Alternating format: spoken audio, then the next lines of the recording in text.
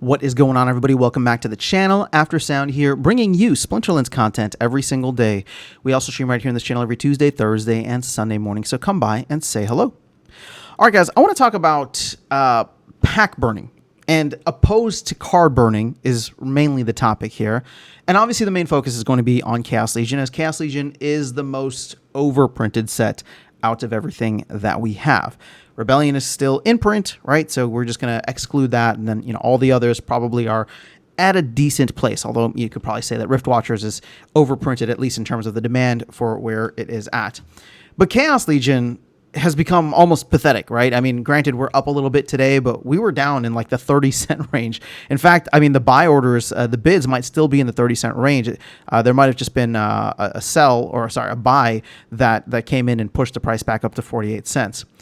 But what's my point with all this? Okay, so there's talk about a card burning event. People want to burn cards. And I'm not opposed to that by any means, right? And I would love to see it.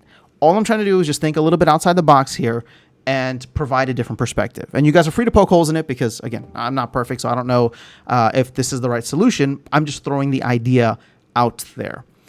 And so what I'm thinking in terms of having a pack burning event versus a card burning event is primarily the fact that when you do a card burning event, you end up burning a lot of cards that people don't want, right? That have no value or utility in the game and are just, again, we'll burn all the Hardy Stonefishes, we'll burn all the Venari Heatsmiths, and that's that, right? It doesn't actually make the cards that people want scarce. It only makes the cards that people don't want scarce, which sure could have some secondary benefits, right? Where that could raise the pack prices up, but still, if all we're going to do is just, reduce those, it's people still aren't going to want to buy more Hardy Stonefishes, right? And maybe I'm picking on Hardy Stonefish too much, but you get what I'm saying. Venari Heatsmiths for sure. So why am I focusing on this alternative then? Well, if you burn packs, well, then you burn the potential for more of the cards that people want, right? Your Deep Lurkers all the way up to your Legendary Summoners from Chaos. Now, the thing is, at this point, we won't be touching any of the reward cards, right? So that's something that obviously those were overprinted like crazy, but I look at those and think to myself, well, that belongs on land, right? If and when Land 2.0 comes out, all that stuff is going to eventually go on land. And that'll be like the land set. But Chaos Legion and the meta cards that are part of the Chaos Legion core set, right? And that's what I'm talking about. So, all the legendary summoners, even the rare summoners, all of the, your Uriels, your Lilies, your Deep Lurkers, your Cursed Windekus, right? All of those cards are actually not as I don't want to say overprinted, but they're quite a bit more scarce than I think people realize. And what do I mean by that? Let's go over here to the printing and distribution.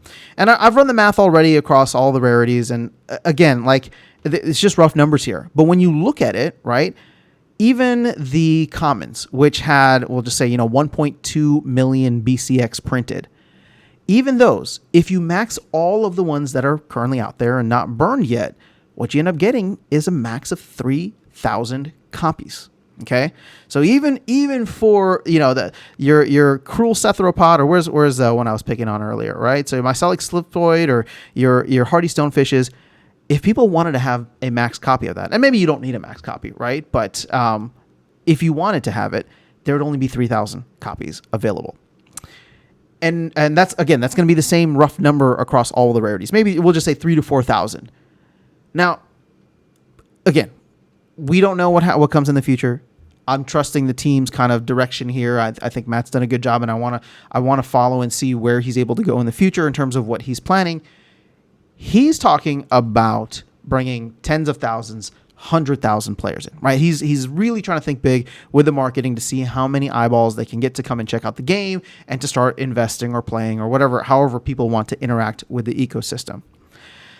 So when I think to myself and I say, okay, 3,000, right? 3,000 max copies for what's currently open right now, like that's not a lot. And if the team cannot get there, I mean, that's a huge fail, right? Like if they're going for tens of thousands or 100,000 new players and they can't even get 3,000 players to come in that want to be able to play at the highest levels, that's like I mean, at that point, right, I think we'll all look at this and be like, yeah, they tried, they gave it their best effort, and, that's what it's going to be. So that's why my focus is not so much on the cards, but more so on the packs. And again, coming into it with this, right, you can see here we have 2.2 million packs. So what's my rough idea? And again, feel free to poke holes in it. This is not perfect. Whether they do a mini set in this way, right? So something like a Rift Watchers, or we even have some kind of mini set that the DAO can commission from the team. And I think it would be worthwhile for the DAO to try and cover some of that value, even though it's not directly coming back to the DAO, right? There's no revenue share, things like that, or maybe there could be. But there's 2.2 million packs out there. What if we did something, considering, the fact that packs are going for like 50 cents? Like, what if you just did something where if you wanted to get a new pack, you could either pay whatever, right? Or you could burn 3-to-1, 4-to-1 packs in terms of Chaos Legion to get these new packs, right? And then, of course, you throw vouchers on there as well as a requirement, and again, all that other stuff. But what it does is allow for people to use a lot of these older sets that, again, people aren't necessarily opening Chaos Legion packs. They don't need Chaos Legion packs. And what this will do is it'll help to raise the value of Chaos Legion packs, meaning that the potential for getting more Lily Shield Paws, for getting more, all of the Conqueror Yasiks, the potential for those actually goes down significantly then, right? We're not burning Hardy Stonefishes. We're burning the potential to get a lot of other cards that could be highly desirable in the future. And therefore, anybody who's like selling at a really low value now might start to think to themselves, and well, maybe I could get a little more than that, right? All of a sudden, the floor price starts to go up, both for the packs and maybe for some of the cards. And it might only be the key cards. But at the end of the day, like, if those are the ones that are important to the meta, then that's, it's like nobody's complaining about the fact that some random common in Untamed lost its value, right? They're looking at the fact that Jotun used to be worth $1,000 and now it's less than 100. So if it's just the meta cards, which is how TCGs always go, right? People don't care about the ones that don't matter. But if it's just the meta cards that we'd be impacting, I think it's worth it. And again, my numbers might not be perfect. Maybe it's not a 3-to-1. Maybe it's not a 4-to-1. Maybe it's just a 1-to-1 with some other different types of incentives built in, right? Or, it's required SPS or something like that. All of that, we can go back and forth on the details. We can figure that out. My whole point is primarily looking at just getting rid of as much potential as possible so that people start to value what is currently there. And again, is that going to be enough? I don't know. But at the end of the day, I think it's something worth considering if and when the team were to go and, do a mini set. And again, if the team is planning on doing a mini set anyway, right, then this is something where instead of the sweetheart deal that they had last time, pay the team and then offer, pay the team from the DAO and then use these as a way to clean up all the excess cards in the ecosystem. Now, again, it's not perfect. I never said that it was going to be, and I welcome you guys and the criticism to come in and let me know what you think in all forms and all sentiments. But that's just kind of where my head is at when it comes to the oversupply of cards.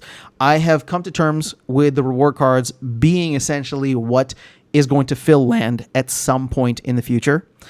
And so there's no saving that, right? It's not like people are going to burn Jin O'Shaughnessy's more than they will Venari Heatsmiths. And I know you could play with the CPs and all that, but still, people just, they're not going to do that, right? We're not going to get through that excess of supply, so leave it for land.